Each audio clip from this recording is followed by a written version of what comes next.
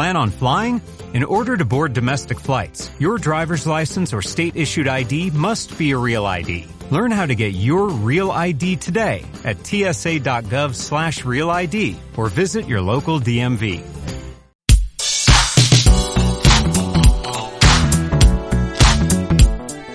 Estás escuchando Laboratorio de Juegos, tu podcast sobre la creación de juegos de mesa con Pablo Garayzar y Adrián Alba.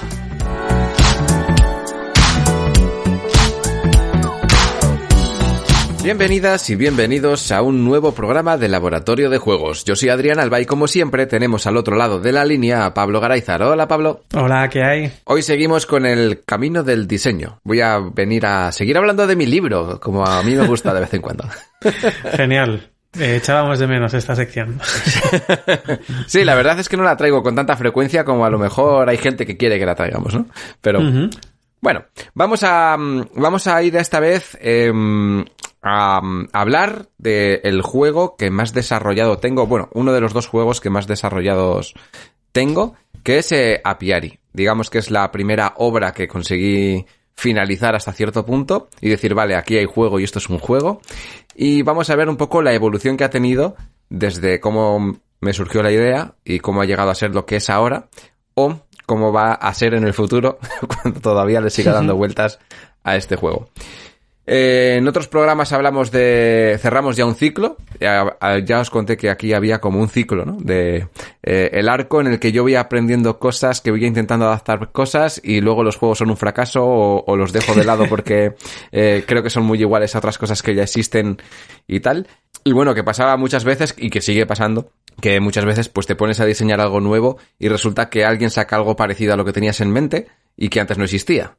Y todo esto pues se debe a lo que alguna vez hemos hablado, creo que fuera del programa, de la evolución que tenemos como sociedad, ¿no? Cuando algo llega hasta cierto punto es más factible que otra gente se apoye en ese punto para poder evolucionar algo y que varias personas lleguen a la misma conclusión. Pues esto a mí me ha pasado varias veces, o creo que me ha pasado varias veces, y bueno, eso es lo que hemos contado en programas anteriores. El clásico caminar a hombros de gigantes, ¿no? Sí. En el programa de hoy pues vamos a empezar con Apiari. Primero, ¿qué es Apiari? Pues Apiari es un juego, independientemente de mecánicas, no voy a hablar de mecánicas, es un juego que está basado en la gestión de una colmena real de abejas. A mí la idea me vino en su día, pues yo estaba trabajando en la fábrica y estábamos en este verano en el que empezaban a haber un montón de avispas asiáticas en la zona, que cada vez había más. Y bueno, una de estas apareció por allí, ¿no?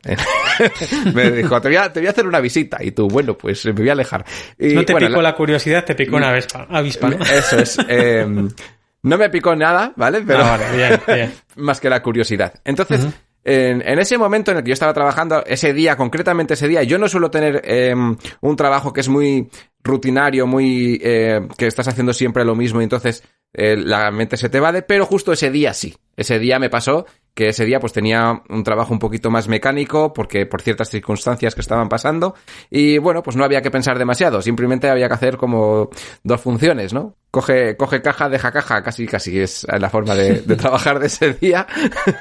Que bueno, efectiva es, pero pues la mente se va por los laureles y sí, bueno, pues se pierde.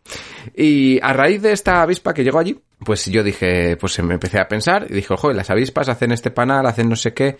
Y digo, las avispas, además la noticia de la temporada era que se estaban comiendo se estaban matando un montón de abejas, porque las abejas, pues al final son una herramienta que tiene la naturaleza para seguir polinizando flores y que ciertas plantas pues sigan teniendo vida.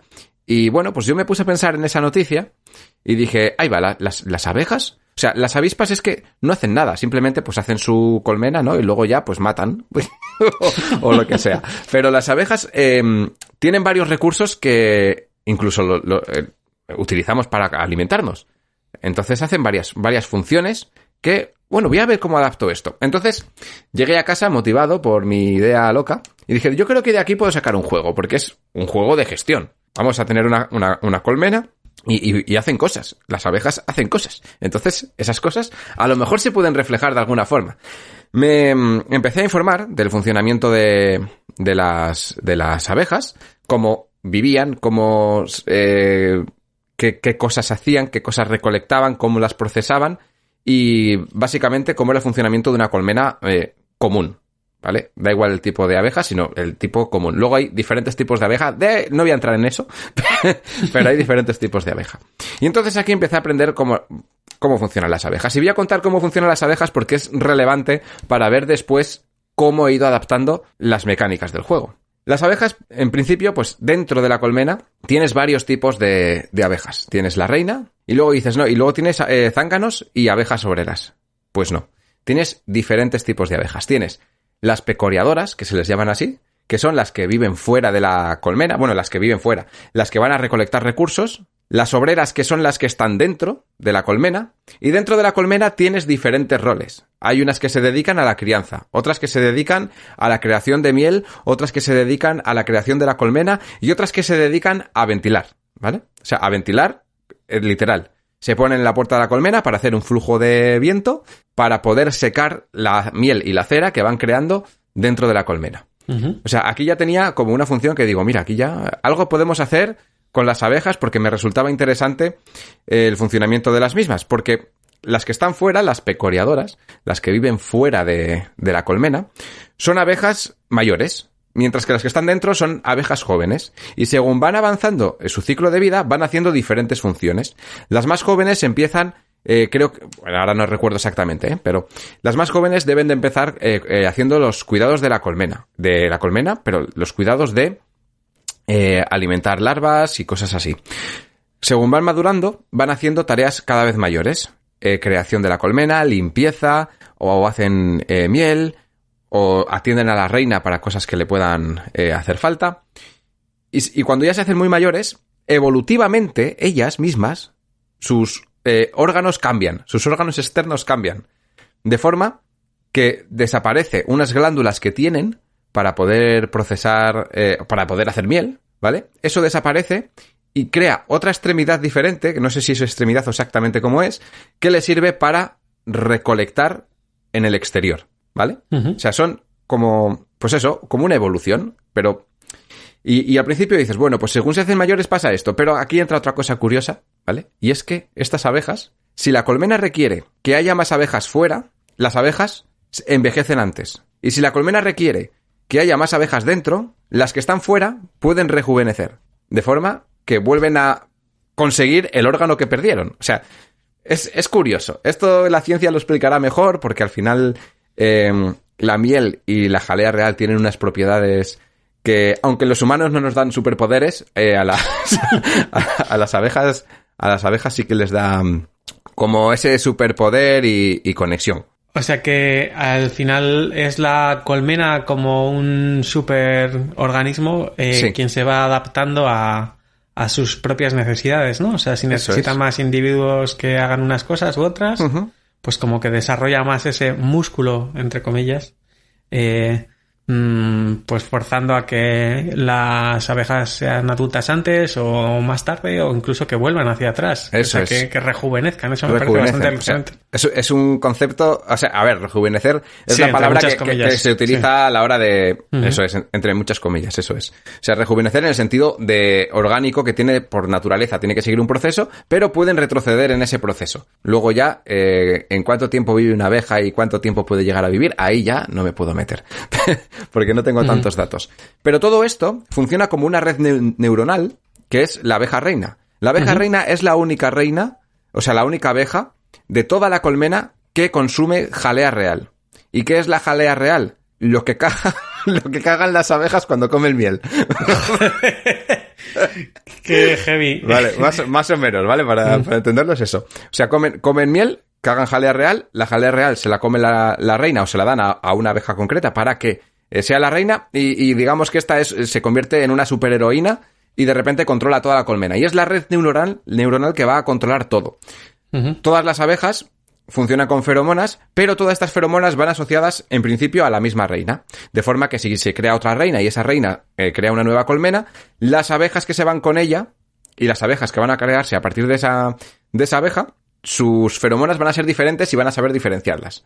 ¿Vale? Esto es un poco Es raro de explicar, pero es que me parece ciencia ficción, pero no, eso es real. Tienen es como si cada reina tuviera una especie de código diferente, ¿no? Sí, imagínate que es una IA que con sus droides, pues...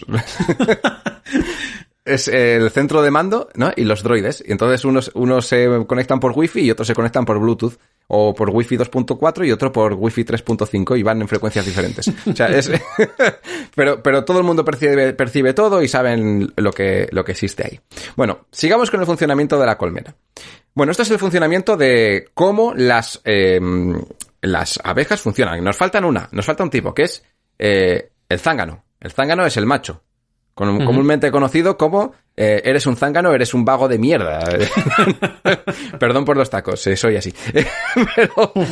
Pero, vale, ¿qué función tiene el zángano? Dices tú, ¿solamente funciona el zángano para... O sea, el zángano crece, vive en la colmena, se reproduce y muere porque cada vez que copula con la reina, mueren.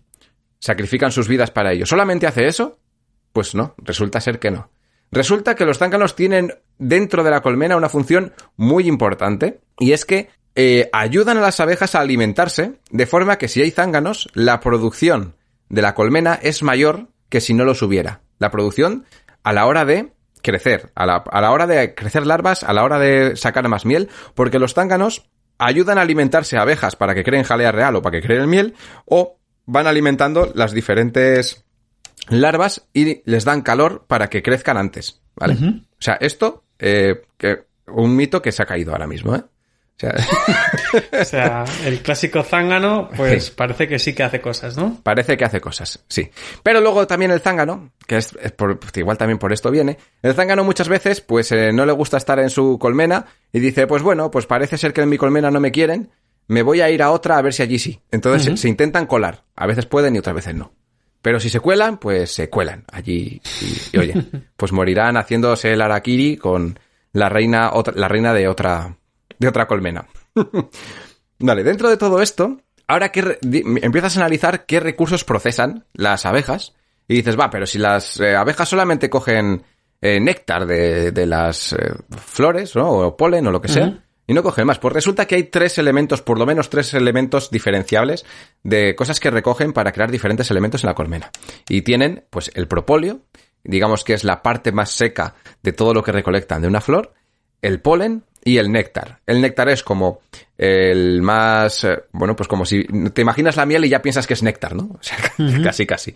El polen, que es así como el polvito que se utiliza para que las flores se reproduzcan, y el propóleo, que es como otro componente que existe dentro de no sé si se llama la vulva de las flores, justo el centro de las flores. Bueno, recolectan estos tres recursos que son diferentes.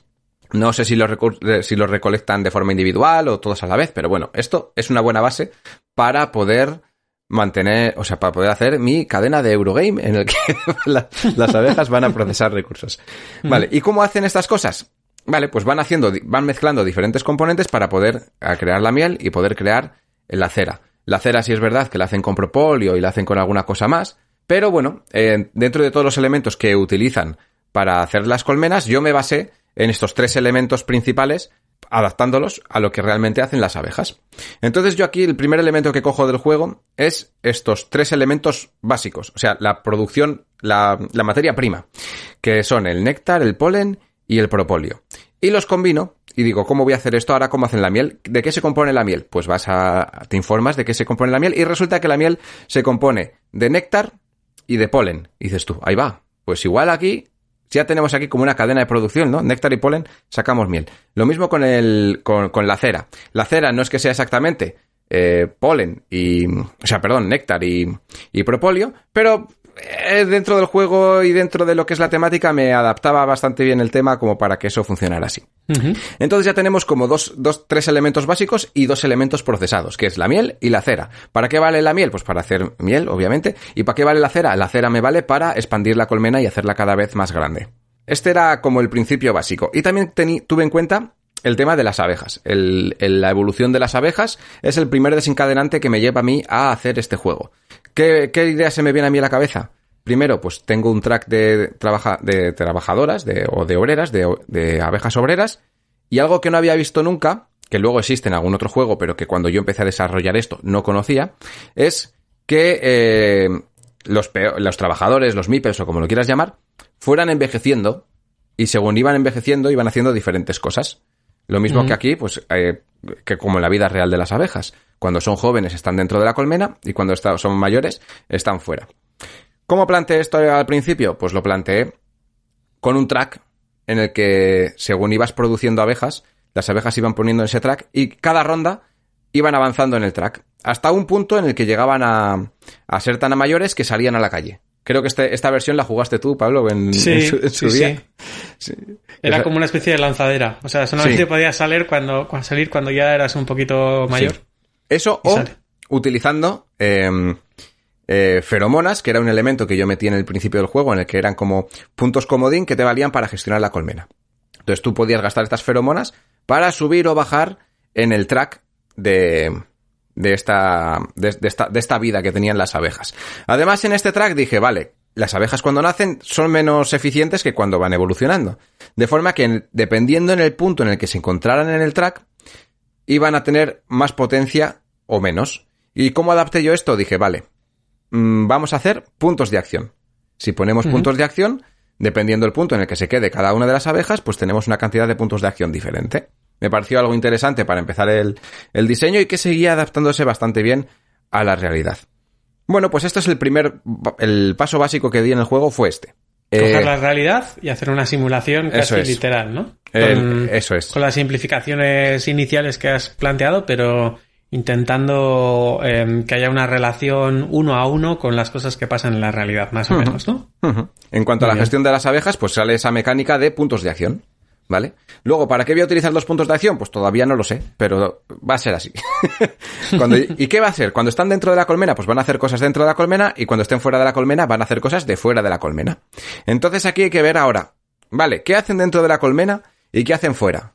Pues tú te vas a informar sobre qué hacen las abejas dentro de la colmena y empiezas a hacer un listado de todo lo que hacen las abejas realmente dentro de la colmena. Muchas cosas que obviamente en un juego pues quizás no se pueden representar bien porque es un disparate o porque es demasiado enrevesado, pero yo quería ser lo más fiel posible dentro de que eso se convirtiera en un juego.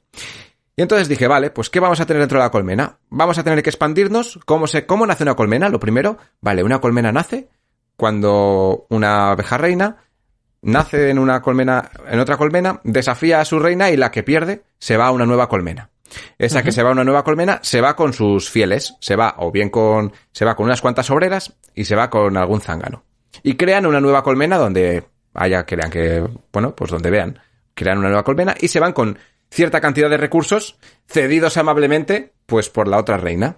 Porque aunque son enemigas, no es que sean enemigas realmente, sino que al final son rivales. Son rivales, pero tampoco. La cosa es que dominan su centro neurálgico y solamente puede haber una abeja que domine ese centro neurálgico, pero como casi todos los seres vivos, lo que quieren es expandir su ADN y ser la especie dominante del territorio en el que se encuentren.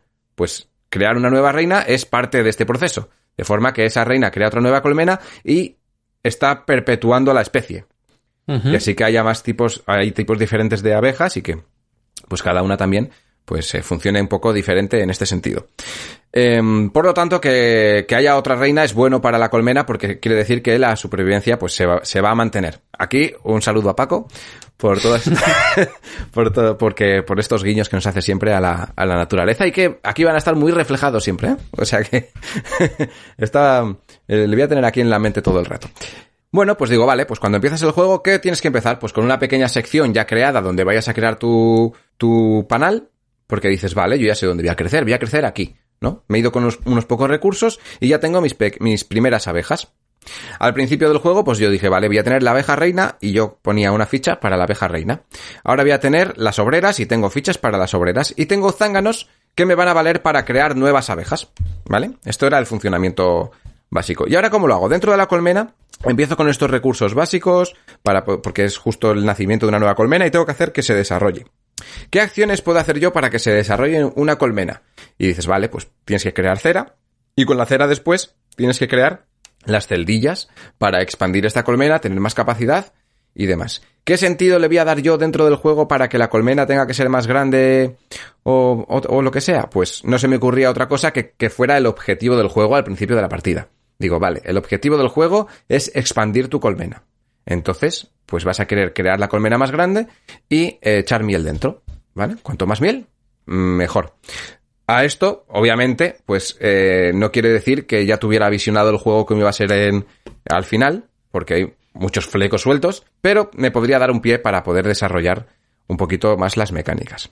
De forma que teníamos los puntos de acción y teníamos las acciones dentro.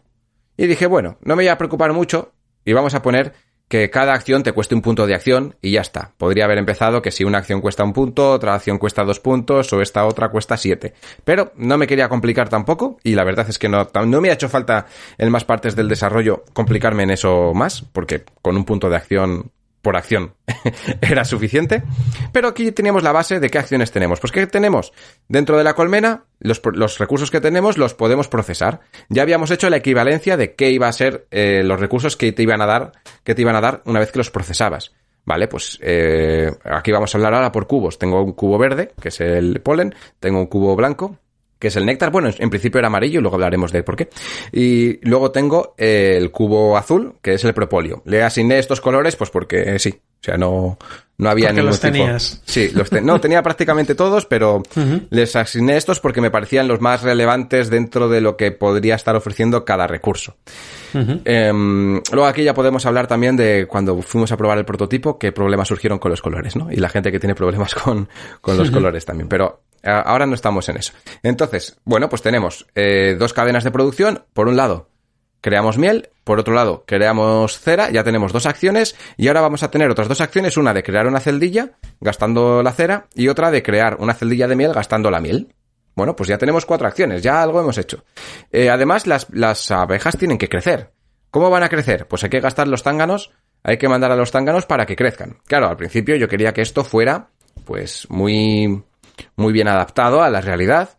Entonces, pues ya conociste cuando teníamos zánganos y los zánganos los podías mandar a una zona de tu tablero que se llamaba vuelo nuncial, que es como se llama el vuelo de apareamiento de las abejas, ¿vale? Es una zona fuera de la colmena en la que revolotean y ahí pues se reproducen. Y la abeja reina pues se reproduce con los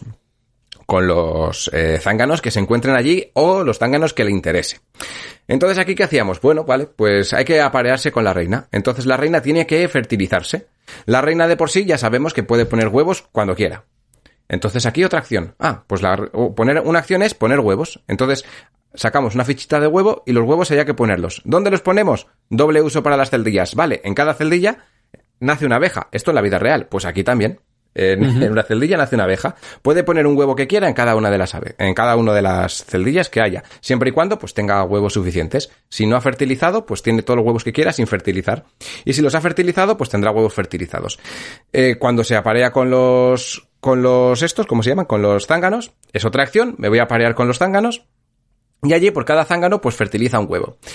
Y aquí viene otro tema de los huevos. ¿Qué son los huevos? ¿Qué diferencia hay entre los huevos de unos y otros? Pues los huevos sin fertilizar, la reina pone huevos sin fertilizar y de ahí salen zánganos.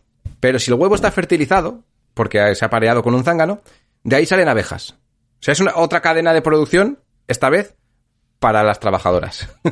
Vamos a conseguir zánganos y esos zánganos luego nos van a servir para conseguir estas abejas. Pues bueno, aquí teníamos estas acciones. Habríamos hecho ya unas 5 o 6 acciones dentro de la colmena que creo que están bastante bien. Y además habíamos dicho, vale, las abejas pueden subir y bajar en el track como envejecen y rejuvenecen, y lo pueden hacer según las necesidades de la colmena. ¿Y cuáles son las necesidades de la colmena? Pues la que, si yo estoy jugando, pues yo lo voy a elegir porque yo soy la mente de la colmena. Pero para eso pues vamos a gastar las feromonas, que es lo que gasta realmente la reina, lo que usa la reina para poder hacer este ciclo, ¿no? De la vida de las abejas. Vale, pues bueno, otro elemento extra. Y ahora, vale, ¿cómo consigo recursos? Pues hay que inventarse un sistema para afuera para conseguir recursos. Al principio no sabía muy bien cómo hacerlo. Digo, sé que tienen que ser flores, pero no sé exactamente qué tipo de flores tienen que ser, cómo voy a conseguir los recursos. Al principio pensé en poner un mazo de cartas. Decir, bueno, pues pongo un mazo de cartas y por cada abeja que tenga yo en la zona de fuera, por cada procuradora que vaya a recoger recursos, pues a lo mejor puedo coger una carta y esa carta pues me va a dar un recurso. Esa era una opción. ¿Qué pasa? Que cuando luego empezabas a jugarlo, pues al final, pues multisolitario, ¿no? O sea, yo salgo fuera, cojo cartas y pues ya estoy. Luego dije, vale, pues pongo un mercado de cartas, entonces tú vas a poder coger cartas según el mercado de cartas que haya y a lo mejor, pues cada carta puede costar diferentes puntos, de forma que tú, pues si tienes 3 abejas, tienes 3 puntos para comprar esas flores, o si tienes una, pues solamente tendrás 1, y podrás comprar o una carta de 3 o podrás comprar una carta de 1 y 1. Lo probé muy poquito y me seguía sin convencer, porque al final pues era más de lo mismo. Porque si yo compro, resulta que a ti te quito la oportunidad de comprar o saco cartas y entonces estamos en las mismas. Es multisolitario porque compras según lo que hay en el mercado en ese momento. Entonces, bueno, hay que pensar, ¿qué hacemos? Y en ese momento dije, espérate.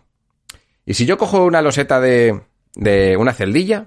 Pues no hemos dicho, pero las celdillas aquí son hexagonales, como las de los paneles de abejas, obviamente. Uh-huh. Y dije, ¿y si cojo una celdilla y utilizo el formato de celdilla para que sea una especie de flor? Y que la flor pues te dé recursos y vamos creando un campo. Empezamos con un campo ya creado y luego vamos a crear un campo. Bueno, pues aquí la primera idea, que es la acertada y la que se mantiene hasta hoy en día, en la que creamos pues flores hexagonales, o sea, bueno, flores, que la ficha es hexagonal y luego la flor está dentro dibujada. Tampoco es que la flor tenga una forma creada con regla y cartabón, pero bueno, esto dio pie a crear ese mapa dentro de en un tablero central para poder ir a competir a él. Aquí tenía claro que había que competir por los recursos del campo. Somos varios panales de abejas, tenemos que competir por los recursos, entonces los recursos son limitados y no los podremos coger siempre porque otra persona se lo habrá llevado, otra abeja se lo habrá llevado, lo que sea. Y bueno, pues dije, vale, pues vamos a poner unos recursos. Empecé a crear los primeros diseños de losetas, un poco al tuntún de cuántos recursos te daba cada flor, pero más o menos manteniendo una coherencia entre la cantidad de flores que estaba poniendo y los recursos que se podían recolectar. Empecé solamente con los recursos básicos. Había que ser muy fiel a la temática y obviamente tú no puedes recoger miel de una flor porque la flor no te da miel. La flor te va a dar otras cosas, no te va a dar miel directamente. Bueno, pues aquí empezamos a crear esta especie de matriz y aquí empezó una especie de conflicto ya en el que hacemos la colocación de las abejas en las flores para recoger recursos y de forma que si yo te tapo una flor, pues tú no te puedes llevar el recurso que hay en esa flor. Tal y como lo planteé al principio, pues empecé a meter un montón de flores, el campo era muy grande y no había conflicto porque era pues yo voy a esta flor, tú te vas a esta otra, el otro se va aquí, entonces nadie entraba en conflicto porque al final todo el mundo podía coger los recursos que quisiera. Y entonces aquí viene la primera adaptación del campo de flores. ¿Cómo adaptamos esto para que siga siendo temático y siga funcionando? Bueno, reduces el campo de flores y aprovecho que este campo de flores, o sea, cada una de estas flores la he dividido por pétalos y te dan diferentes recursos.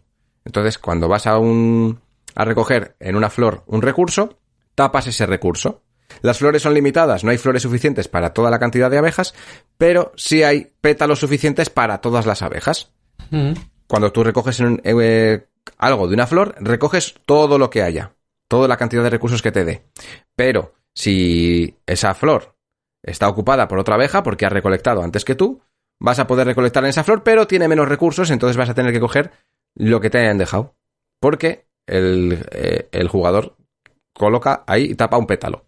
Creo que al principio simplemente ponía que si yo veo una flor y cojo un recurso, otra persona que venga después, cogía un recurso menos a su elección. Al principio lo que pasa es que seguía haciendo que fuera multisolitario, pero si yo después te tapo un recurso, que creo que esto encima fue un consejo de Luis Ranedo, ¿no? Dice, si lo tienes, uh-huh, te lo tapas aquí, y digo, es verdad, te puteo más, ¿no? Como diría él. Dice, si yo te tapo este pétalo, ya sé que tú no vas a coger ese recurso, aunque vengas aquí. Y ahí es verdad que empezó a tener un poquito más de sentido el conflicto dentro de ese campo de flores, sí. Sí. Cuando empecé a crear el campo de flores, una vez que supe qué dimensión quería de campo de flores, me salió solo el hecho de cuántas flores poner al principio de la partida. Me vino automático el decir, las flores van a ponerse en una fase inicial de juego, en la que vamos a recibir una cantidad de flores y vamos a colocar, de 3 que recibimos, vamos a colocar 2 cada persona que estemos en la partida. De esta forma, vas a tener diferentes flores en la mano y los jugadores eligen qué flores van a empezar en la partida desde el principio. De forma que si alguien no pone un recurso, es consciente de que ese recurso va a estar minimizado. Y también hice las matemáticas para que estas flores, cuando aparecieran, siempre hubiera mínimo un recurso de cada cosa, dentro de los 3 básicos que teníamos. Hice mi tabla de Excel, ya habíamos hablado de que yo ya empecé con las tablas de Excel un poquito antes, pues hice mi tabla de Excel, como Pablo bien sabrá, en un folio,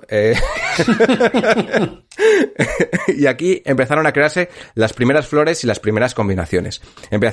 Hice las combinaciones de los 3 elementos por la cantidad de recursos que quería yo que aparecieran en cada flor. Esto también, bueno, que quería yo que aparecieran o que el juego me pedía que tuviera en cada una de estas flores, y además por cada número de personas que hubiera en la partida. Este me dio el setup inicial y este desde entonces se ha mantenido porque es el equilibrio perfecto para empezar una partida. Bueno, pues tenemos este juego, más o menos ya tiene un sentido, pero ¿cómo se desarrollaba? Bueno, pues tenemos puntos de acción, cada ronda se acaba cuando terminamos nuestros puntos de acción, y si jugamos como si es la realidad, pues venga, tenía 4 fases el juego. Primero es la fase de los zánganos, y los zánganos se iban y se ponían en un sitio y se iban a otro lado y se ponían en tu colmena o se ponían en la colmena de otra persona. De forma que si tú te ibas a la colmena de otra persona y te mataban el zángano, tú ganabas puntos porque habías hecho prosperar tu ADN en otra colmena, ¿no? Eso generaba unas sensaciones un poco turbias. Sí, pero bueno, eso estaba al principio. Es lo que hay. Sí. Es que tú jugaste la versión muy, muy inicial. O sea, era como lo más simple. Luego evolucionó mucho, ¿no? Uh-huh. Y luego teníamos la fase de la reina. La fase de la reina podía o bien ir a parearse, de forma que conseguía huevos fertilizados, o bien poner huevos, pero no podía hacer las dos cosas, porque o estás a roles o estás a setas, a las dos cosas no se puede, ¿no? tenía que elegir. Y luego ya venía la fase de las trabajadoras. Las trabajadoras, no, al principio, creo que al principio era, la primera fase de todas era ir a recolectar recursos, pero los recursos no los recolectabas hasta el final del día. Esto quería representar que al principio de la mañana pues se iban las abejas a recolectar al campo, pero no volvían hasta que habían recolectado. De forma que mientras estaban recolectando, la colmena seguía funcionando y hacía cosas dentro de la colmena. Entonces los zánganos iban a parear, la reina decidía si ponía huevos o si iban a parear, y las obreras trabajaban dentro para procesar estos recursos y que hicieran miel, hicieran cera y la colmena se expandiera como es lo que se espera de una colmena. Vale. Aquí encontramos varios problemas que luego vamos a hablar, pero esta era la fase del juego inicial. Y luego, al final de cada ronda, venía una fase de puntuación. Lo que sí tenía claro desde el principio es que el juego tenía que desarrollarse creciendo a lo largo de las rondas. Porque en invierno las abejas no funcionan, están en modo invernación. Y en primavera empiezan a producir, en verano tienen como un pico de la leche, porque es cuando todas las flores ya están crecidas y los recursos están muy desarrollados, y al final del verano, antes de que llegue el otoño o justo cuando ya está llegando el otoño, es cuando tienen como una producción también bastante interesante, ¿no? Antes de irse a invernar. Digamos que tienen que hacer los últimos ajustes antes de cerrar el chiringuito y que llegue el frío y las mate a todas, ¿no? Dicen, tenemos que invernar. Yo tenía claro que quería hacer ese proceso por lo menos desde primavera hasta finales de verano, esa cadena de producción que cada vez iba increciendo.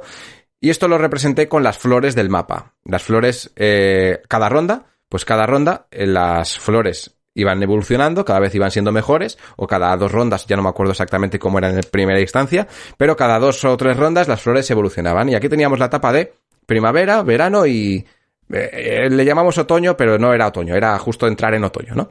Y las flores eran mejores, y bueno, pues las rondas tenían que eran al final tantas rondas, pues haciendo un equilibrio empecé creo que con 3 rondas en cada parte, porque quería representar 3 meses. Eran los 3 meses de primavera, los 3 meses de verano y los 2 o 3 meses de otoño que duraría la partida. ¿Por qué digo que eran los 2 o 3 meses de otoño? Porque en la partida la persona que empieza jugando tiene prioridad a la hora de ir a recolectar, entonces puede tener quizás más beneficios, ¿no? Y que todo el mundo sea el primer jugador en la partida la misma cantidad de veces es importante. De forma que si jugamos a 2 y 3 podíamos jugar a 9, o sea, si jugábamos a 2 y 4 podíamos jugar 8 rondas, que eran 3, 3 y 2, o si éramos 4 pues jugábamos 3, 3 y 3, o si éramos 3, éramos 3, 3 y 3, que es múltiplo de 3, para que todo el mundo jugara 2 veces, ser el primer jugador en cada partida. Esto era una adaptación que me encajaba bien con los meses y, oye, pues parecía que iba bien. Así que, bueno, pues ya tenemos duración de partida, ya tenemos tal. Al final de cada ronda puse unos objetivos y los objetivos eran visibles desde el principio de la partida. Y tú veías, en la primera estación, pues si son 3 rondas, ¿no? Pues al final de cada ronda hay una puntuación. ¿Y qué se puntúa? Pues algo que salía de un mazo un poquito aleatorio. Podrías puntuar por tener muchos recursos, por tener mucha miel, por tener más abejas, por tener cera. Y no todo el mundo podía puntuar todo, entonces había que pensar a qué querías ir a puntuar para desarrollar tu estrategia. Esto en cada ronda. Y los objetivos estaban adaptados a esa ronda con los recursos que había en esa ronda. Lo mismo en en esa fase, en esas 3 rondas. Lo mismo en la segunda fase y lo mismo en la tercera. De forma que cada ronda teníamos objetivos, pero podíamos ver todos de hasta el final de la partida para poder desarrollar una estrategia diciendo, vale, voy a intentar puntuar este objetivo, parte de este otro, en la segunda fase voy a puntuar este otro, entonces vas encadenando para intentar hacer la mejor estrategia. A priori esto sonaba muy bonito, pero luego fue muy farragoso, como ya os voy a contar. Lo bueno de esta propuesta es que a priori parecía que generaba mucha rejugabilidad porque cada partida iba a ser un poco diferente, ¿no? Uh-huh. Cada ronda tenía un objetivo concreto de ronda o unos cuantos. Sí. Y entonces, bueno, también jugabas con ese conflicto, esa interacción negativa que había en el campo de flores, pero que también igual podría no ser tan negativa si íbamos a objetivos de ronda diferentes, ¿no? Uh-huh. Eso Así es. que en principio parecía una buena idea. Sí, en principio sí, porque al final son objetivos que quieres cumplir y como el juego tampoco estaba guiado hacia ningún sitio, el hecho de expandirte porque sí, pues tampoco servía, porque si nos expandimos todos porque sí, pues es muy probable que acabemos con la misma puntuación porque hacemos exactamente lo mismo. Pero tenías que meter el aliciente de hacer algo diferente y quería meter estos objetivos que, bueno, pues que en cada ronda quizás eran demasiado, también te digo. Luego esto lo resumí un poquito. Dije, vale, son muchos objetivos, hay que estar pendiente de demasiados objetivos. Para lo que estaba proponiendo el juego eran demasiados y dije, vale, lo resumo y decimos un objetivo por cada estación. Termina primavera, hay que cumplir un objetivo. Termina verano, hay que cumplir otro objetivo. Y termina otoño y hay que cumplir otro objetivo. Esto ahora mismo está descartado del juego, pero no es algo que descarte por completo. Es algo que me gusta, pero que he eliminado para simplificar el juego. Porque al final, una vez que ya teníamos toda esta propuesta, que era, esto es el grueso del todo, ¿no? Esto es, vamos, naturaleza en mesa. Lo tienes, así tal y como es. Pero, como juego, pues las sensaciones quedaban un poco raras. ¿Qué pasaba? Tener 4 fases en el juego eran demasiadas. No es que fueran complejas, pero en la primera fase voy a recolectar cosas. Que esas cosas no las voy a poder recoger hasta que acabe la ronda. Entonces, ahora voy a poner a mis zánganos en un sitio. Luego voy a elegir lo que hace la reina. Y eran como cosas muy... Aunque están conectadas temáticamente, a la hora de sensación de juego, cuando pones a alguien a jugar que no conoce el mecanismo real de una colmena y obviamente lo que está viendo es un juego y cómo desarrollar ese juego, veía todas las cosas muy inconexas entre ellas. Era como, vale, pues ahora hago esto, ahora hago lo otro, ahora hago lo otro. Vuelvo a empezar y digo, y ahora tengo que recordar cómo iba esto. Porque ahora hago esto, ahora hago esto y ahora hago esto. Pero es que claro, como no recibo las cosas inmediatamente, porque todo lo hago ahora para que me lo reporte al final de la ronda, pues bueno, era una dureza quizás innecesaria dentro del juego, que a mucha gente le gusta, porque le gusta el hecho de tener que pensar a futuro cómo hacer las cosas, pero la verdad es que era innecesario para las sensaciones que quería yo reflejar con el juego y que además, el desarrollo posterior del juego me ha dado la razón. Bueno, pues empezamos el primer paso de todo esto era simplificar las diferentes fases. Tú jugaste cuando había 4 fases, Pablo, creo. Uh-huh. Sí. Y eso ahora pues ha convertido solamente en 2 fases. Ahora mismo solamente existen 2 fases. Acciones dentro de la colmena y acciones fuera de la colmena y es muy fácil de entender. Es, recoges recursos, procesas recursos. Recoges recursos, procesas recursos. Básicamente. Esa es cómo ha quedado ahora. ¿Y cómo empecé a quitarlo? Pues bueno, primero empecé a quitarlo de los zánganos, que si los llevas, que si los traes, que si los dejas. La interacción de que mandabas un zángano a otra colmena te daba puntos de victoria si te la mataban, pero claro, obligabas a la gente a que te lo utilizara para darte esos puntos, pero podían optar por la opción de no hacerlo. Pero tampoco, no reportaba nada, vamos. O sea, le estabas dando una fertilización gratis, pero no pero no reportaba mucho. Y yo pensaba que sí, porque los zánganos, no lo he dicho, pero en el juego funcionan como, o bien los utilizas para procrear y que se conviertan en huevos fertilizados para hacer abejas, o los utilizas como multiplicadores de los procesos que tienes dentro de la colmena. Si tú en la colmena tienes una abeja que está haciendo miel, pues si le ayuda a un zángano, pues hace más miel que si no estuviera el zángano. Entonces, digo, vale, pues este beneficio la gente lo va a querer mantener en vez de crear una nueva abeja. Entonces, ponérselo a otra persona para que te dé los puntos, a lo mejor le renta. En la práctica, no. En la práctica, yo te pongo a ti un zángano y tú dices, pues muy bien, aquí se queda. Y ya está. O sea, tampoco te importaba mucho, ¿no?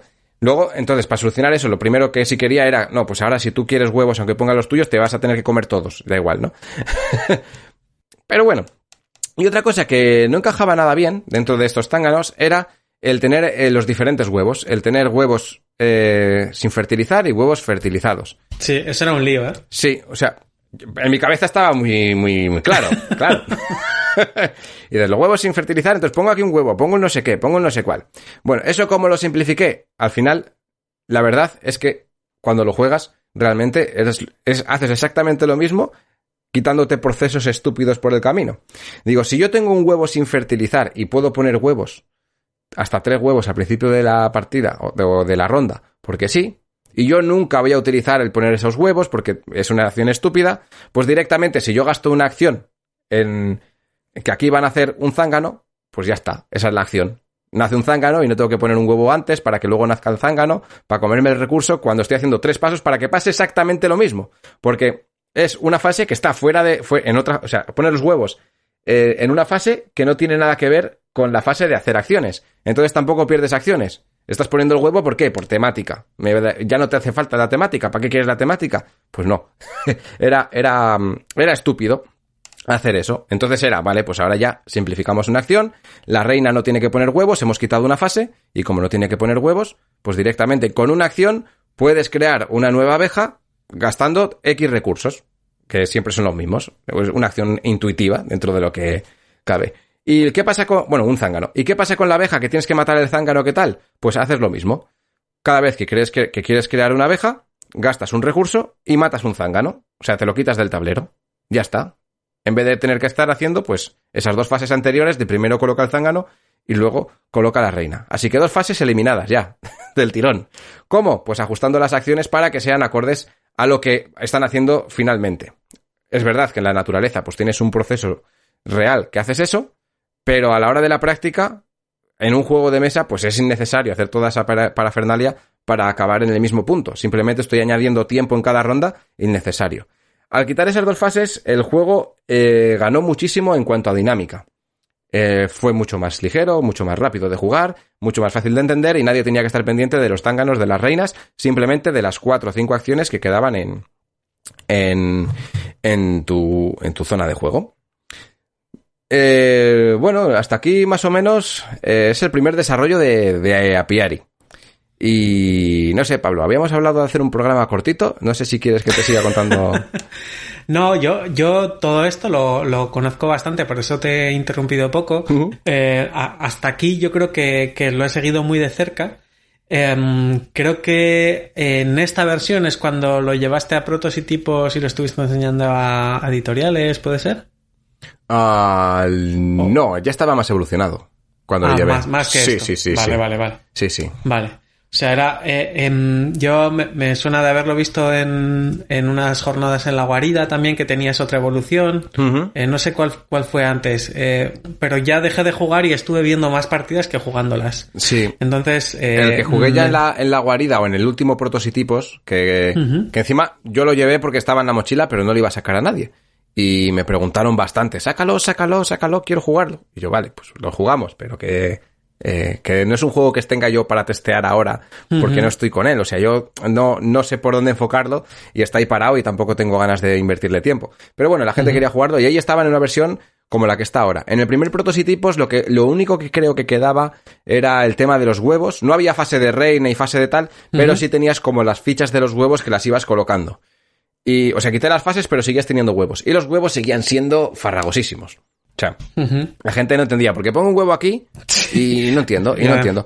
Y claro, tampoco nadie sabía cómo darme la solución hasta que yo di en la clave y era tan sencillo como quitarlo y ya está. O sea, no...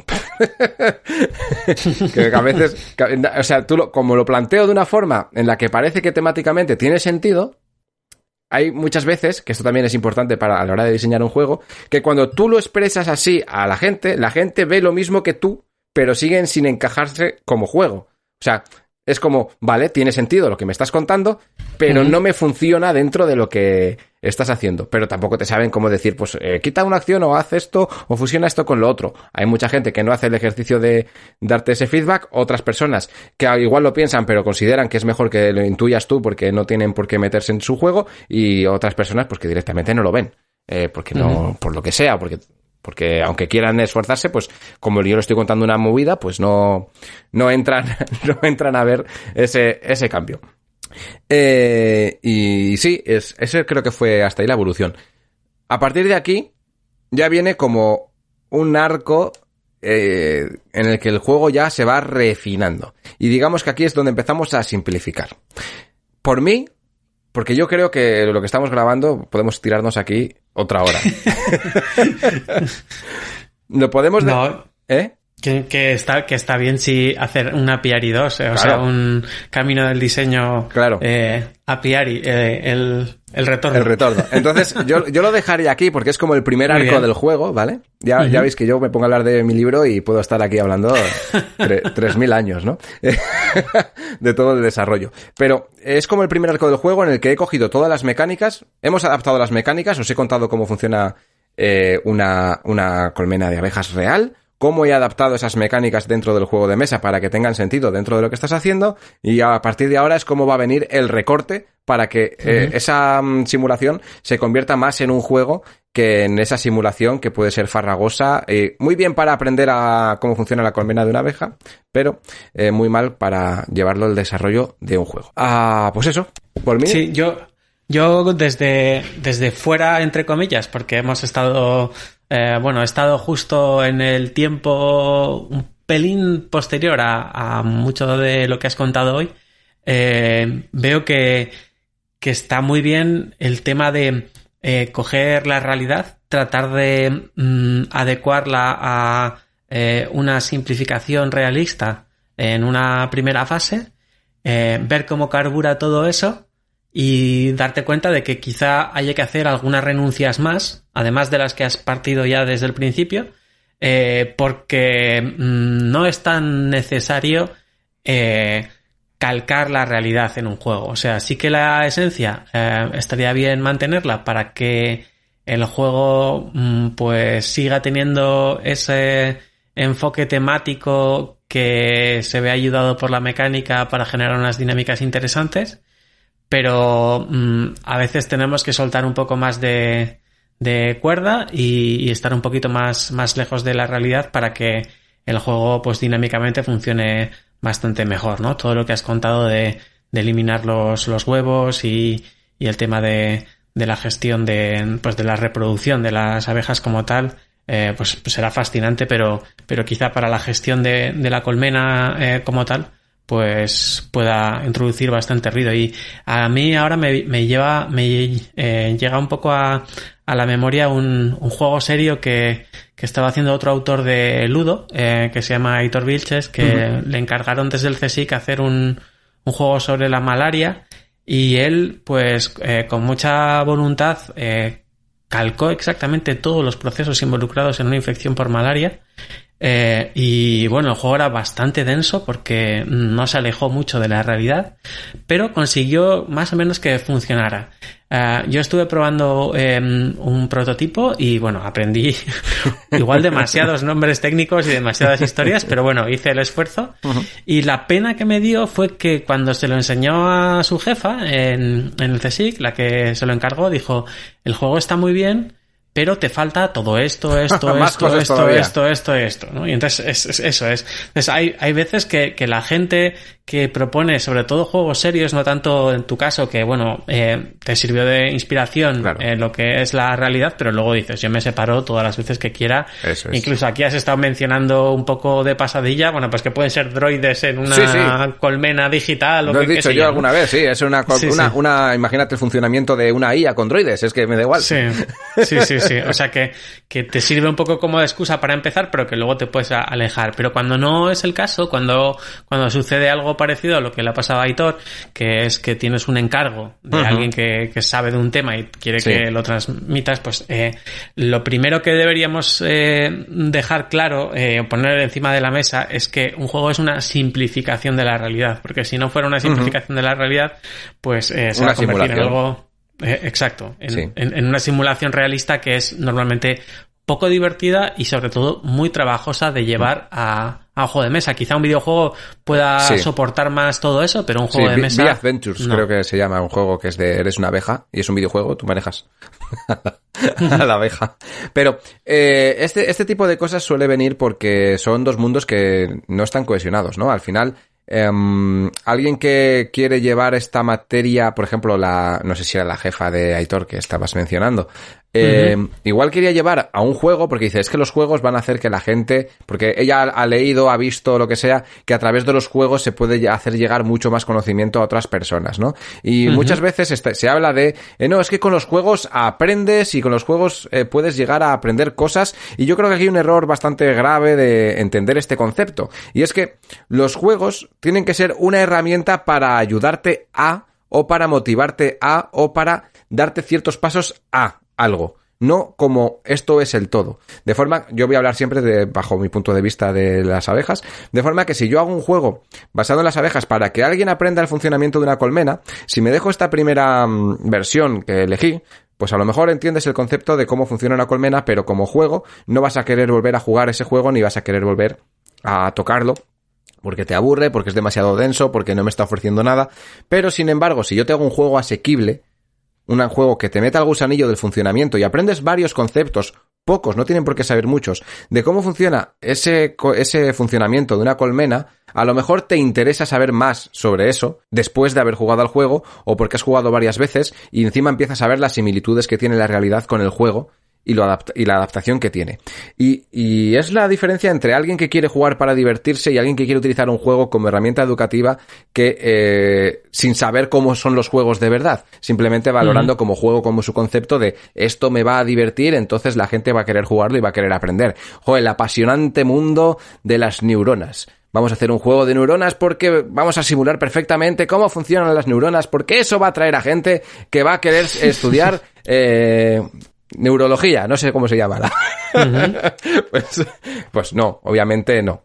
Pero si haces un juego que te pueda aplicar el gusanillo, porque se entiende bien, es fácil, tiene mecánicas acordes a lo que es la realidad y eso evoluciona en cierta manera, te puede ayudar a entender ciertos conceptos y a partir de ahí evolucionar.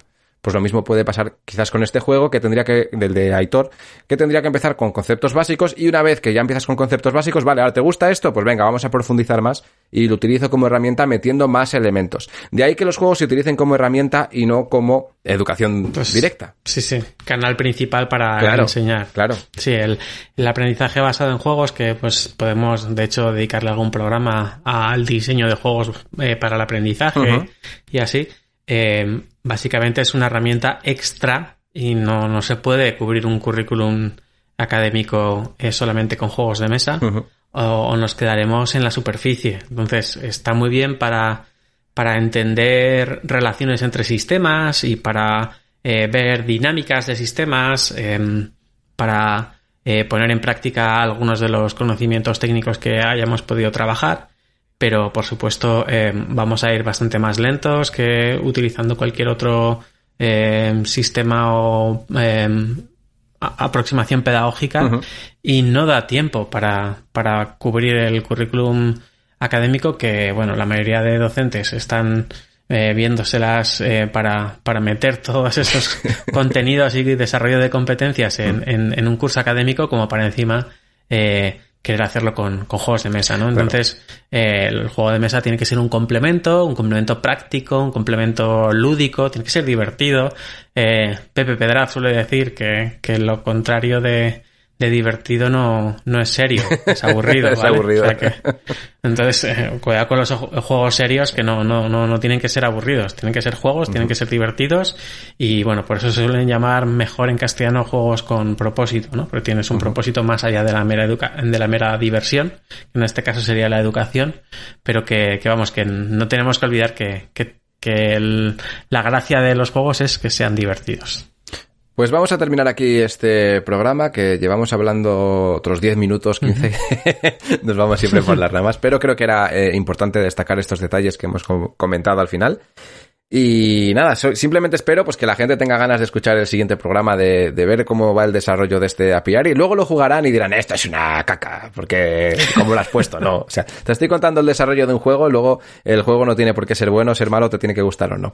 Pero creo que son conceptos interesantes a la hora de enfrentarse a nuevos diseños, a aquellas personas que quieran adaptar cosas de la realidad a un juego de mesa. Bueno, y por dejarlo un poco claro, a mí el Apiari sí que me parece un buen juego, me parece €1.50, además de mi talla, que es un poco lo que estaría buscando en el mercado y que joder, te animo a contarnos la segunda parte y que en la tercera parte a ver si nos cuentas cómo fue la producción. Bueno, sí. En un futuro. Vamos a contar un día solamente de cómo fue evolucionando el juego desde las Carioca, ¿no? Sí, yo los rotuladores Carioca los vi. Sí. Te dije, pero alma de canto, como se te pierda, qué rabia volver a hacer. No me cuesta. No, tenía en casa ya preparados ahí, por si acaso pasaba cualquier cosa. Bueno, eso lo hablaremos en un futuro programa. ¿Avance para el futuro programa? Pues hablaremos de cómo hemos simplificado acciones. Hablaremos de cómo hemos hecho luego la iconografía del juego, cómo hemos adaptado ciertas cosas del juego para que en la mesa se vea coherente y en las dimensiones que tiene que tener cada elemento, porque esto es algo también parte del diseño. Muchas veces lo hace quizás una editorial, un editor o una empresa que se dedique al diseño, pero como prototipo pues también tenemos que tener estas cosas en cuenta. Y hablaremos de asimetrías y de algún cambio más reciente también que he estado metiendo al programa. Si nos alargamos como hoy, pues igual da para otros 2 programas de Apiari, pero espero que se quede con uno más solo. Tampoco quiero hacer aquí la trilogía de las abejas. Bueno, como siempre, espero que le haya gustado a todo el mundo este programa y nos vemos en el siguiente programa de Laboratorio de Juegos. Hasta luego. Adiós. Puedes seguirnos en las redes sociales, Instagram y Twitter, laboratorio_POD. También puedes escucharnos en YouTube, iVoox, Spotify y Google Podcast, Laboratorio de Juegos.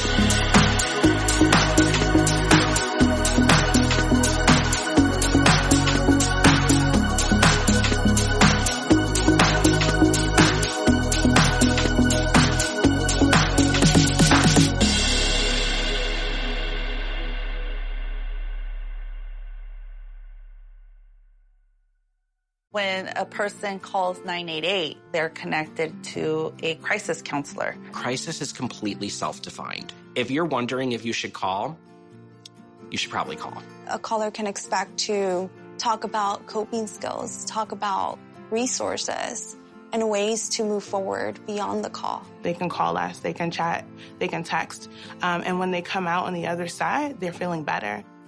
Call or text 988 or chat 988lifeline.org.